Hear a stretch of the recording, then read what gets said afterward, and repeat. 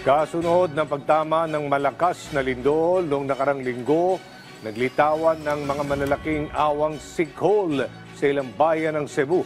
Kung paano ito nabuo at ang mga karaniwang senyales nito, alamin sa sentro ng balita ni Gab Villegas.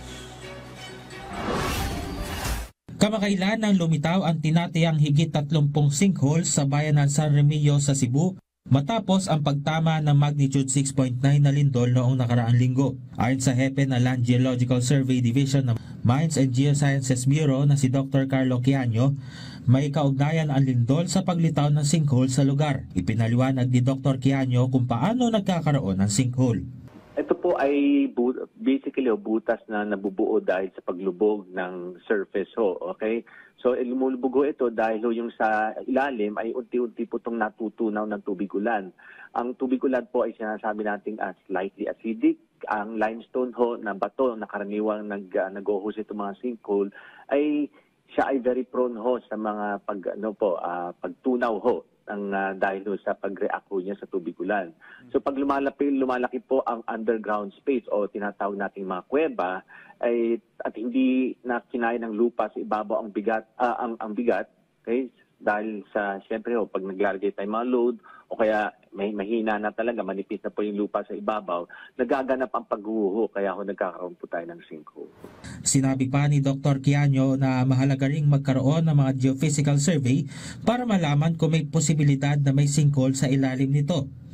Ayon pa sa eksperto, may mga senyales para malaman kung may sinkhole sa isang lugar. Kung napapansin po natin po, kung tag-ulan, tapos yung mga areas may parang panded o may mga tubig, yun yung mga sinkhole depression na maaari may sinkhole.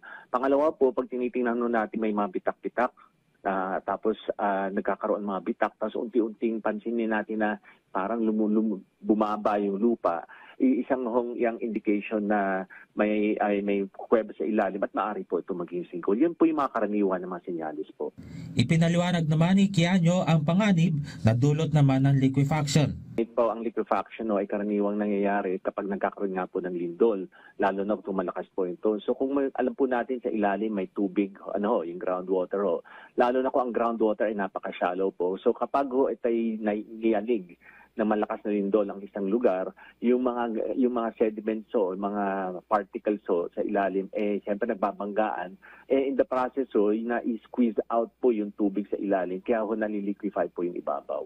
Kung mayroon man napansin na sinkhole sa lugar, narito ang dapat gawin. Napansin mo ba yung mga sinkhole sa area paki-report po sa Mines and Geosciences Bureau. Meron ho tayong opisina rin po sa regional office po sa Cebu po, sa Mandaue po. Kaya importante na magtulungan tayo o mag-collaborate para mamapa lahat po natin mga sinkholes para sa safety ng ating kababayan. Gab Villegas para sa Pambansang TV sa Bagong Pilipinas.